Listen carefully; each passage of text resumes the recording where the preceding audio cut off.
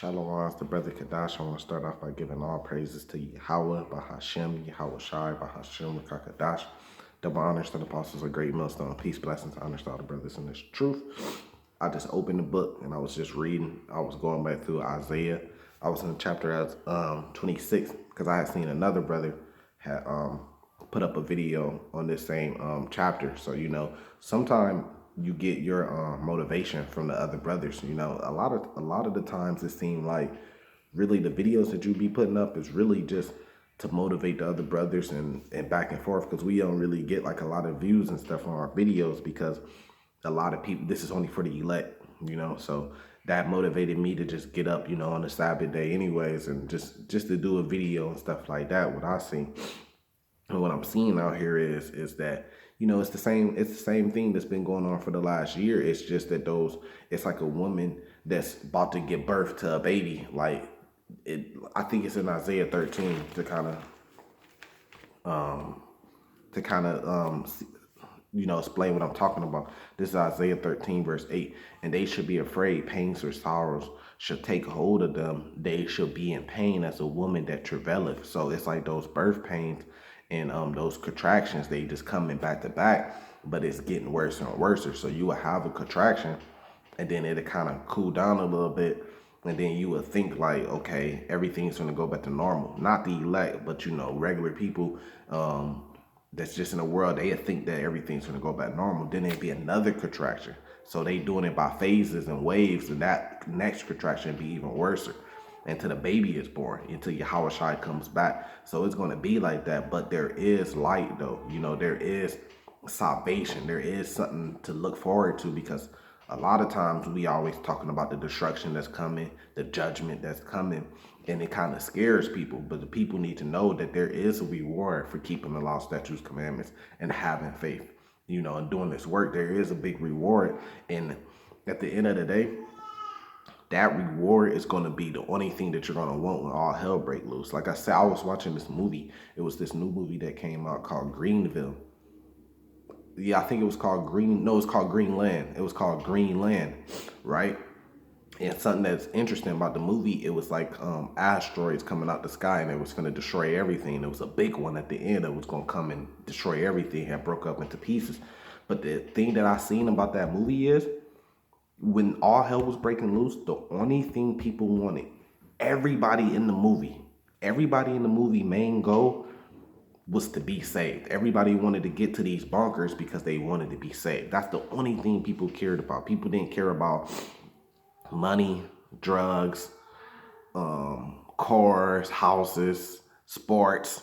Wasn't nobody checking to see if, the NBA games were still going to go on, or if your favorite artist just put out a song. Wasn't nobody caring about that. The only thing that people was worried about was salvation. So you have to think about that. You have to prepare about that. And then you have to say, okay, well, we know it's going to get to that point where the only thing that's going to be on everybody's mind is being saved out of the destruction. How can I prepare and put myself in a good position for that, to the point where I could be elected for that salvation? So you would probably go through a handful of things. I could try to create me a bunker. Maybe I could move to like some mountain areas, remote, where there ain't a lot of people, something like that. But I'm gonna go ahead and tell you, ain't none of that gonna work at the type of destruction this is. This ain't no countries go to war. It is gonna be that, but this ain't just that. This is complete wipe out. The only people gonna survive is the people that do get to bunkers. But if they're not Israelites, after the dust cleared, then they gonna have a judgment anyways. But this is likened back to when the great flood in Noah. So everybody was wiped out except for Noah, his sons, and their wives. So you have to think of it that way. This is the second death, so it ain't gonna be no getting saved out of it. The only way you're gonna get saved out of it is if the Lord saves you. And then that brings me to the topic today, and this is Isaiah 26 verse I'm gonna start at verse 19, because verse 19 kind of tells you how to get this salvation that it's finna explain. So verse 19, it says, the dead man should live. So Israel as a body, we was dead. Our ancestors came over here and slavery and stuff like that. We weren't keeping the law, statutes, and commandments, some of them, but we went through all hell. We went through the curses of Deuteronomy, so we were like dead, and then In Ezekiel 37, I believe it talks about the valley of dry bones. That's what it means. But it says, together with my dead body should they arise. So it's saying that we gonna rise, and that's what you see today with all the camps and stuff, and all the brothers in this truth. Myself as an example, we waking up. So it says, awake and sing, ye that dwell in the dust, for thy dew is as the dew of herbs, and the earth should cast out the dead. So awake and sing. So what does it mean when it says awake and sing? That means that it pretty much saying awake and teach, because that's what we're doing. When we're on the highways and byways, when we're making these videos, we're teaching. So right now I'm singing. You see what I'm saying? Like, that's what it means. I'm waking up to the truth. I'm learning it still, and then I'm going out and I'm teaching it. That's why I'm doing this video. How many ever people could see this video and they might get over it. So I'm singing. Then when you're on the highways and byways, you yelling, you talking loud so people walking by can hear you. You kind of singing to them, and the Lord's going to wake up who he wants to wake up by using you as the instrument to do it. So what you're doing is you're singing. So this is like really a commandment: awake and sing. And it's like, this is what the elect will be doing during this time. We will be awoke, we will be singing. We won't be picking up weapons to try to get in formation and fight or stuff. We will be awake and we be singing the truth, right? Verse 20, come my people. And this is going to be the reward for the people, that the Israelites that awoke and start singing the song, the song of the truth, the gospel, right? The gospel that Yahushua was teaching. It says, come my people, enter thou into thy chambers and shut thy doors about thee, hide thyself as it were for a little moment, until the indignation be overpassed. So this is saying, come into my chambers, right? So what chambers? So this is where we get into the whole UFO or the chariots of the Bible thing, because what chambers he's talking about? These is talking about the chariots is going to beam brothers up. This is where they get the idea for all their movies from. It's going to beam brothers up. Brothers are going to be in these chambers. The door is going to be shut on the rest of the world, so the rest of the world ain't going to be able to get in. That's when the Yahushua in Matthew chapter 25 with the 10 virgins or whatever, he said, I would not know you, or he's going to shut the door on you pretty much. Here, let me see. I got to think of that one. But until the indignation be passed over. And then it says, for behold, the Lord cometh out his place to punish the inhabitants of the earth for their iniquity. The earth also should disclose her blood and should no more cover her slain. So that's when the Lord's coming back to destroy everything, but the elect, they're going to be saved out of it. The elect will be beamed up into those chariots. I think that's 1 Corinthians 4:17. Here, let me try to find it off the top of my head. All right, cool. Yeah. This is 1 Corinthians. Page, man.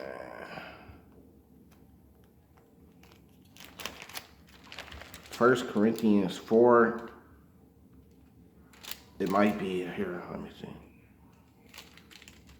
Okay, it might not be that one. Here, let me see. Let me find it. Is it 1 Corinthians 5 and 13? Here, I'm gonna think of that one.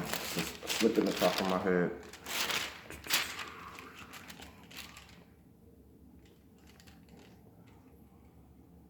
Okay, it's not that one. Here, I'll think of it in a little bit. But this is Zephaniah chapter 2, though. It says, gather yourself together. Yeah, gather together, O nation not desired. It says, before the decree, bring forth before the day pass as the chef, before the fierce anger of the Lord come upon you, before the day of the Lord anger come upon you, seek ye the Lord, all ye meek of the earth, which have wrought his judgment. Seek righteousness, seek meekness, it may be ye also be hid in the day of the Lord's anger. So you're going to be hid in the day of the Lord's anger. And like it says seek righteousness, and it says seek meekness. So those are more of pretty much instructions of what you're supposed to be doing today. You know, you're supposed to be seeking to be meek. You're supposed to be seeking to be righteous. And how do you become righteous? Well, you have to get in the Bible and you have to learn the law, statutes, and commandments in order to try to become righteous, you know? Here, I'm really looking for that one. Because that's crazy. I always use that one. You know, sometimes it'll slip, you know. Maybe it's 2 Corinthians 4. Here, let me find this one. So like it was 1 Thessalonians 4:17. See, that's where, you know, the studying come at. You kind of have it, but you got to keep studying and going over it, because sometimes, you know, you be doing so much that something to slip your head, and that's why you got to keep studying, you know, because really these instructions in this Bible, doing when all this hell break loose, it's going to play a major factor in you enduring to the end, like Matthew chapter 24 said, because you're going to remember certain things. You're going to remember, keep the law, statutes, and commandments. You might find yourself in a forest somewhere, and it might be a pond. You might go fishing there, and you got to know what you can eat. You know what's going to be good for you in order to survive, because you ain't going to be able to run to a hospital when all hell break loose. So you're going to have to know, okay, I catch a catfish, I got to throw that back in, because I catch whatever, you know, I got to throw that back in, because I only can eat fish with fins and scales, because that's going to help you stay healthy, because those are clean fish rather than eating unclean animals. So you're going to have to know that, because matter of fact, then I'm thinking about it, I was watching, it was like a survival show or something like that. They got dropped in some remote area where they was trying to survive, right? And it was like these top men that were like super good at surviving. Some of them had like military background and stuff like that. And they was like the best hunters and the best survivalists or whatever like that. So they put them tests to see who would win. And one of the best dudes, I mean, he started off rolling. He was catching fish. He built him a tent. He had built him a fire. He was rolling. He was smoking everybody, right? And it was looking like he was really going to last, because he knew what he was doing. But he had ate, I think he had ate some type of bush rat. It was like a bush rat or something like that he had caught. And he had ate it, and he had ended up getting worms in his stomach. And then they had to come. He was finna die. You know, he was throwing up everything in his stomach. He didn't have any more liquid left. He was weak. He couldn't even walk no more. And he had to call them in, and they had to come save him out of it. So he ended up losing it. But when I was watching, I was like, see, if he would have been reading the Bible, he would have knew about unclean foods and clean foods. And he would have knew you can't eat no bush rat. You see what I'm saying? He would have never got those worms in his body, and that would have saved him. So stuff like that is just an example, you know. But it's 1 Thessalonians 4:17 says, then we which are alive and remain should be caught up together with them in the clouds to meet the Lord in the air, and so shall we ever be with the Lord. So back in Isaiah 26, it like when it says come into the chambers and be hid into the indignation pass, this is what chambers is talking about. When you're caught up, those who are alive and remain should be caught up together in the clouds and meet with the Lord in the air. So that's the chariots. It's the chambers of the chariots is going to beam us up. We're going to be in the chambers of the chariots. We're going to be with the Lord, and we're going to see the indignation, and we're going to be looking down on it. And then New Jerusalem is going to come down, which is Revelation chapter 21, New Jerusalem coming down to inherit the kingdom of heaven. Dang, what I wanted to get. I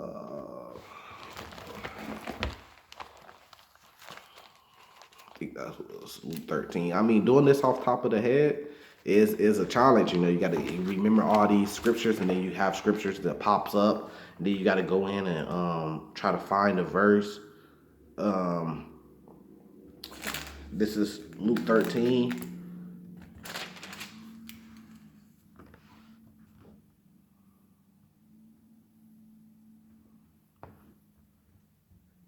So it's not, you know, so bear with me. This is Luke 13. Let's just start at verse 24. Strive to enter into the straight gate, for many, I say unto you, will seek to enter in and should not be able. So many are going to want to be saved, but they're not going to be able. But verse 25, when once the master of the house is risen up and has shut the door, and ye begin to stand without and to knock at the door, saying, Lord, Lord, open it to us. And he shall answer and say unto you, I know you not whence ye are. So that goes back to Isaiah 26 when it says and the chambers should be shut. I don't want to butcher it, so let me actually jump back there when it says the chambers should be shut. Yeah, Isaiah 26, it says, come, my people, enter down into thy chambers and shut thy doors about thee. So the doors are going to be shut, man. But it's really just our salvation too. You know, once you enter into those chambers, the doors are going to be shut. But on some they're not going to get it. That's the 2/3 of Israel. The door is going to be shut on them because they didn't want to. Here, let me see if I can find that too. Because of this right here, you know, the Bible really can answer itself. You know, if you know the precepts, you really can answer a question with the Bible. This is Zechariah chapter 7. This is why. Zechariah chapter 7, verse 11.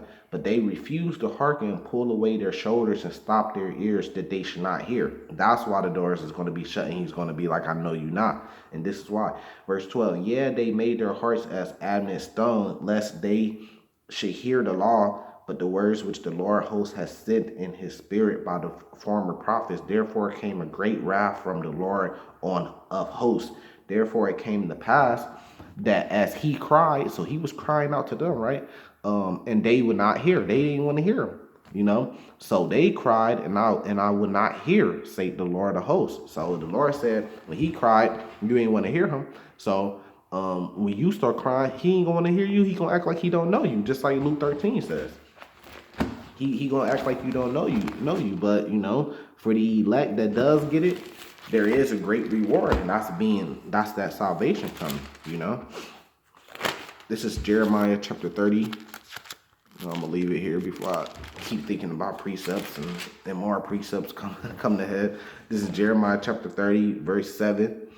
It says, I'm gonna start verse 7. Let's just start from verse 7. It says, alas, for that day is great, so that none is like it. It is even the time of Jacob's trouble. That's the time we're coming into, and all hell break loose. And then it gets hard. It's gonna be hard, man, for everybody. And it's called Jacob's trouble. You know, Israel is gonna be in a lot of trouble during these days. People getting kicked out, can't pay their rent. People unemployment is running out. People don't have no money to even buy food. You can't travel nowhere, so now you're getting depressed. You can't go out having no fun. The party's over, man. It's gonna be Jacob's trouble. But he should be saved out of it, you know? So Jacob should be saved out of it. Who? That's gonna be Israelites, but it's not gonna be all Israel. And here, you know what? We could go ahead and jump to Zechariah chapter 13. It's not going to be all Israel. It's going to be the elect of Israel, the ones that want to follow the Lord. So a lot of people say, well, why do he keep those laws, statutes, commandments? Why he's not celebrating Thanksgiving? Why aren't y'all, like, when they talk about me and my family, because we don't celebrate none of that stuff, we keep the laws, statutes, commandments. They say, well, why don't you keep the Christmas? Why you ain't doing Christmas and stuff like that? And then this is why, though, because we're choosing to follow the Lord. We're choosing to wake up and learn and actually try our best to try to follow the law, statutes, commandments, and follow the Lord. The rest of y'all not trying, because I didn't talk to plenty of brothers. I didn't talk to plenty of my cousins and stuff like that and try to tell them, and they don't want to hear it. You know, they don't really want to. And some of my cousins, they do want to hear it. They just taking their time. But I got many more friends and stuff that I didn't talk to, and they don't want to hear it. You know what I mean? They keep making excuses. They don't want to get down and learn. They don't want to try. So, like I said, you don't want to take your time and trying to come into the truth. You know, you want to get into it right now because you're not going to want the Lord to take his time saving you. You don't want the Lord to be on a chariot watching you go through hell and destruction and be like, no, I ain't going to save him right now. Give him a little bit more time. No, you're going to be praying and wishing and begging that the Lord come to get you right now when all hell breaks loose. So you don't want the Lord to be slacking saving you. So why are you going to be slacking into coming into the truth and doing the Lord's work? It's not a grievous thing that we have to do. You know what I mean? Everything's shut down anyways. This is Zechariah chapter 13, verse 7. Awake, O sword, against my shepherd, against the man that is my fellow, say the Lord the host. Smite the shepherd, and the sheep shall be scattered, and I will turn my head upon the little ones. And it shall come to pass that in all the land, say the Lord, two parts therein shall be cut off and die. So 2/3 of Israel is going to be cut off and die. And the third shall be left therein. And this was going to happen to the third. And I will bring the third part through the fire and will refine them as silver is refined, and will try them as gold is tried. They shall call on my name, and I will hear them. So the Lord is going to actually hear this. The 1/3, he's going to hear them now. Luke 13, he said, I should hear you not. That's to the 2/3. But to the 1/3, the Lord said, and I will hear them. I will say, it is my people, and they shall say, the Lord is my God. So now we back in that covenant, that marriage with the Lord once this happens. But that's only for the 1/3. It's not going to be for y'all 2/3 that's kicking it right now, worried about everything but the Lord, you know what I mean? And you be seeing the Israelites, these different camps teaching this word, but you just want to ignore it because you worry about yourself. You know, you worry about the holidays that just came up. You worry about getting a stimulus check. You worry about what you're gonna do in 5 years, what you're gonna do in 10 years, and stuff like that. That's what you worry about. You ain't really worried about the Lord, you know. So since you putting the Lord off to the side, when salvation time comes, the Lord gonna put you off to the side. That's just the truth. So that's why I'm in it, you know, and it really just because the Lord chose me to be in it, because it's who the Lord chooses to wake up and keep the law, statutes, and commandments. So, I mean, that's what it is. But like I said, there is light at the end of the tunnel. Through all the darkness, there is light for the elect of Israel. And those are going to be the ones that's going to be saved. So I'm going to leave it there and say salvation to the elect. Shalom.